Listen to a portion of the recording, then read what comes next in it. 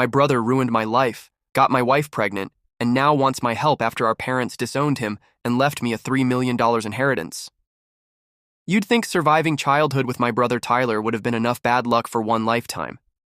But somehow the worst was still waiting for me years later, with a wedding band on my finger and a knife in my back. I'm Marcus, 36 now. My brother Tyler is 2 years older than me. We grew up in the same house but lived two very different lives. He was the golden child, loud, charming, reckless, and constantly being bailed out by our parents. I was the quiet one. I stayed in my room, got straight A's, respected curfews, and waited around for praise that never came.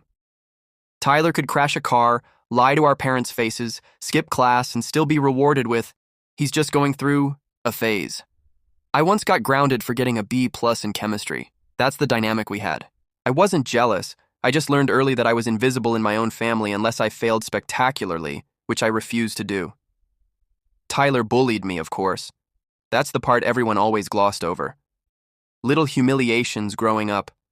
Locking me out of the house, ruining my school projects, telling girls I liked that I was obsessed with them.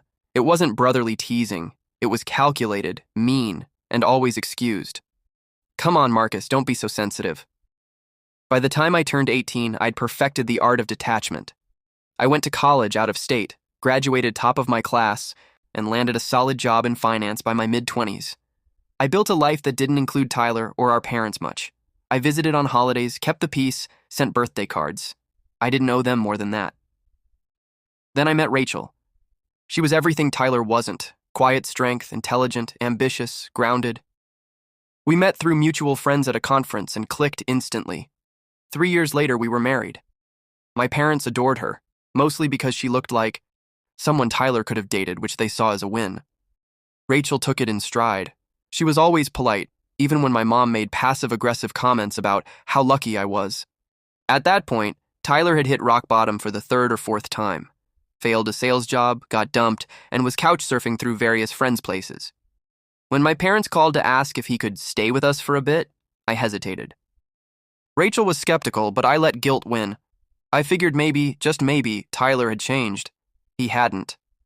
He moved in with a duffel bag and a cloud of excuses, said it was just for a couple weeks. That turned into 3 months. I came home from work to find him eating our groceries, playing Xbox on our TV, and giving me attitude like I was the one inconveniencing him. Rachel tried to be understanding. Maybe he just needs structure, she said. Maybe you're the only person who hasn't given up on him. I hated that she saw potential in him. I hated that she was nicer to him than he ever deserved. And then I started noticing the shift. Tyler was always around, offering to help Rachel with errands, volunteering to stay home when she had days off, cracking jokes that made her laugh in a way I hadn't seen in months. At first I told myself I was imagining it, that I was being paranoid, that I had baggage from the past. But one night, I came home early from a business dinner. The lights were low. They were sitting on the couch, inches apart, laughing. Her hand was on his knee. They jumped apart like kids caught stealing. Rachel said, "Oh hey, you're back early." Tyler smiled, that same smug, knowing grin I'd seen my whole life. "You're paranoid, bro." I didn't say anything that night, I just went to bed. But in that moment, I knew. I knew something was happening. I just didn't know how deep it went, or how much it would cost me. After that night on the couch, the energy in the house shifted. Not suddenly. Tyler and Rachel were too clever for that. But subtly, like a room filling with smoke before, you see the fire. Rachel grew cold toward me. Shorter texts, mechanical kisses. She pulled away when I reached for her in bed. When I asked if something was wrong, she always said, "Just tired." I started to believe her. Meanwhile, Tyler played the role of the reformed guest. Suddenly he was cleaning, cooking, folding laundry like some domestic saint. If I came home with groceries, he'd say, "Oh man, I meant to get those. Thanks though." As if this was his place too. I kept telling myself it was temporary, that I was being paranoid, that Rachel was just being kind. But one night she told me she was pregnant. It should have been good news. We'd talked about kids, someday. But something in her voice didn't match the words. She said it too fast. Her eyes darted around the kitchen like she was reading from A cue card she hadn't practiced enough. I froze. I couldn't even fake a smile. How far along? She hesitated. About 2 months. That did it. We hadn't been intimate in over 10 weeks. I played dumb. That's great, I said. Can we do a paternity test, just to be sure since we weren't trying? Her whole body stiffened. Why would you say that? She asked. I didn't answer. I didn't need to. She looked away. Marcus, I made a mistake. There it was. The phrase people use when they're trying to shrink a betrayal into something manageable. A mistake is forgetting an anniversary. A mistake is burning dinner. This wasn't a mistake. I stayed silent. She kept talking. It was one time, she said. With Tyler, it didn't mean anything. I didn't even want it to happen. One time, I repeated. You're sure? I think so. She wasn't crying. Not yet. That almost made it worse. She was too composed, like she'd practiced this in her head and hoped that repeating it would dull the impact. I walked straight into the living room. Tyler was on the couch eating chips and watching some show with the volume turned up too. Doubting, I turned off the TV. He looked up. Problem? I know, I said. She told me. He blinked, just once, and then gave me a smirk. Look, man, I didn't mean for that to happen. She came on to me too. Don't act like I seduced your perfect wife. You disgust me. Please, you've been checked out for months. You think she didn't notice? I just filled the void. That was when I saw it. He didn't regret it. He wasn't sorry. He was proud. I told him to get out. Right then. No discussion. I wanted him gone that night. Rachel tried to say something, some plea for understanding or damage control, but I told her the same thing. Pack your things. She said, I don't have anywhere to go. That's not my problem anymore. She left that night to stay with her parents. Tyler disappeared to wherever parasites go when they lose a host. The next morning, I called a lawyer, filed for divorce, told my parents everything. They were shocked. At first, they tried to deflect. Maybe it's not true, my mom said. Maybe Rachel's confused. She's pregnant, I said, and it's not mine. Do the math. My father didn't say much. He just got very, very quiet. I'd seen that look before, but never aimed at Tyler. 3 days later, they called me again, said they'd spoken to him, that he admitted everything, that they were cutting him off. We're done with him, my dad said. We've protected him too long. This crossed a line. I didn't cheer. I didn't feel vindicated. Just numb. I'd lost a wife, a brother, and whatever scraps of family unity we had left, all in a matter of weeks. But I was still standing. And for the first time in my life, Tyler wasn't untouchable. That had to count for something. The fallout was quiet, eerily so, like the silence after a storm where everything's still standing but nothing feels the same. After Tyler and Rachel were gone, I filled the silence with routine. Work, gym, sleep. I scrubbed every trace of them from my life. Her mugs, his leftover junk food, the throw pillows she picked out. I donated it all. The apartment echoed for a while, but it was clean. Empty, but mine. The divorce moved fast. Rachel didn't fight it.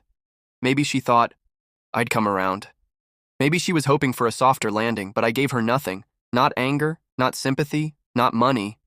Just a clean break and a clear message. You are not welcome here anymore. Tyler vanished after our parents cut him off. They'd finally done what they should have done 20 years ago, held him accountable. They removed him from their will, revoked financial support, even changed the locks on their home. I didn't expect that kind of backbone from them, especially my mother. But I guess even enablers have limits when their favorite son screws over the boring one so spectacularly. Few months passed. Rachel's pregnancy advanced without me. I never asked how it was going. I didn't want updates. That child might share my bloodline, but it was none of my business. Tyler and Rachel could build their own disaster without dragging me into it. Then the second phone call came. My parents had been driving home from a weekend getaway when a semi-truck ran a red light and hit their car head-on, killed instantly. I didn't cry at first. I just sat there holding the phone, listening to the police officer give me details like he was reading a weather report. It didn't feel real, but death never does, not right away. The funeral was small, closed casket, a few extended relatives, some friends from their church. Tyler didn't show. I wasn't surprised. He had burned the last bridge, and I'm sure he knew he wouldn't be welcome, or maybe he was just too ashamed. Either way, no one missed him. A week later, I met with their estate lawyer. They'd updated their will 6 weeks before their death. I didn't even know they had. Everything was left to me. The house, the cars, the assets, the savings, and over $3 million in liquid investments. Not a single dollar to Tyler, not even a symbolic gesture. The lawyer slid the paperwork across the table and said, "They were very clear. They wanted you to have peace and control. Their words." I signed the forms, no hesitation. I wasn't expecting to feel much. My relationship with my parents had always been complicated, conditional at best, indifferent at worst. But in that moment, I felt something strange, validation. Not love, not grief, just the quiet confirmation that in the end, they saw the truth. That maybe they finally realized which of their sons had built a life worth trusting. That was when Tyler crawled back. It started with a voicemail. "Marcus, it's me. I heard about Mom and Dad. I don't know what to say. Can we talk?" I didn't answer. A day later, a second message. "I know you're pissed. I get it. I messed up. But I'm still your brother. And I need your help, man. Please." Then came the email. Subject line: "Don't punish the kid." He talked about how hard things had been, how Rachel had left him 6 weeks after the baby was born, said she couldn't do it alone, and bailed. How he was broke, barely holding a job, living in a crappy studio, and trying to raise a newborn on his own. He ended with, "You have the money. You could help, even just a little. I'm not asking for a mansion, just a chance." I stared at that message for 10 minutes. Not out of sympathy, not out of conflict. I was waiting for any trace of remorse. There was none. No apology, no ownership. Just the same Tyler as always, entitled, manipulative, and expecting someone else to clean up his mess. I didn't respond to Tyler's email right away. I let it sit, let him twist in the uncertainty. It wasn't to be cruel. It was just that, for the first time in my life, he was the one waiting on me. I forwarded the message to my lawyer with a simple note. "Add this to the file," because I knew what was coming. 3 days later, he showed up in person. I saw him through the peephole, standing there like a kid sent to the principal's office. He looked thinner, paler, same scruffy beard, same hollow confidence in his posture, a duffel bag at his feet and a car seat by his side. I opened the door but didn't invite him in.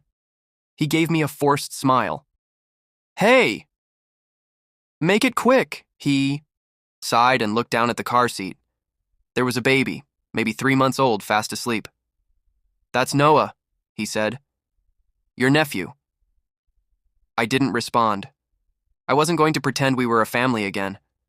I don't know what to do, man," he said, voice shaking. "Rachel's gone. I can't get child support. I can't afford daycare. I'm working part-time cleaning cars and barely scraping by. I'm not asking for millions. Just help me keep him safe. Give him a shot, please." He paused. "Please don't punish him for my mistakes." That was the closest thing to accountability he'd ever said to me, but it still wasn't enough. "You want help?" I asked. "Fine. Sign over full custody." He blinked. "What? You say you care about his future? Then give him a real one. Let me raise him properly. I'll give him everything: stability, education, support. But you? You're not built for this, and frankly, I don't trust you not to screw him up the way you screwed up everything else." He looked furious. "You're trying to steal my son?" "I don't want your son," I said coldly. "I'm offering to save him. There's a difference." He picked up the carrier and took a step back. "You're a real piece of work, you know that. Acting like you're some saint. You're still that same bitter little brother trying to prove something." No, I said. I was that kid. Now I'm the man you run to when everything falls apart, because deep down even you know I'm the only one who ever did anything right. He didn't respond, just stood there breathing heavily, hatred and humiliation bubbling behind his eyes. I shut the door in his face. That was the last time I saw him. A week later, I got a letter from Child Protective Services. Someone, Tyler obviously, had filed a complaint claiming I was emotionally unstable and unfit to inherit our parents' estate. Said I had violent tendencies and was withholding resources out of spite. It didn't go anywhere. My lawyer handled it in a single email, but it was a reminder. Tyler hadn't changed. He never would. When begging didn't work, he tried sabotage. He hadn't hit rock bottom. He was the rock bottom. I didn't retaliate. I didn't escalate. I just blocked him, moved my accounts to private, and focused on what mattered, me. It took time, but the dust settled. I renovated my parents' house, sold off assets I didn't need, and started investing in things that brought peace, quiet, sustainable, boring peace. Therapy, travel, solitude, no drama, no Tyler. I never heard from Rachel again. I assume she's off building a new lie with someone else. That's her pattern. As for the kid, Noah, I do think about him sometimes. Not with affection exactly. More like a sense of tragic curiosity. What kind of person will he grow into, raised by someone like Tyler? Will he ever be told the truth? Will he become another version of his father, or find his own way? It's not my job to find out. I've come to terms with that. Sometimes, people romanticize the idea of family. They treat blood as an unbreakable contract. But contracts have clauses. They can be voided by betrayal, dissolved by abuse, or terminated by truth. Tyler wasn't my brother anymore. Not really. He was just someone I used to know. Someone who spent his entire life burning bridges and then crying over the ashes. My story isn't about revenge. It's about clarity. I spent decades chasing scraps of approval from people who were blind to my worth. And in the end, I inherited not just their wealth, but their realization. They finally saw me. Too late, maybe, but still. If there's a moral here, it's this. Some ties aren't worth mending. Some people don't deserve a second chance. And sometimes, the best thing you can do, for them and for yourself, is let them drown in the mess they made, and walk away without ever looking back.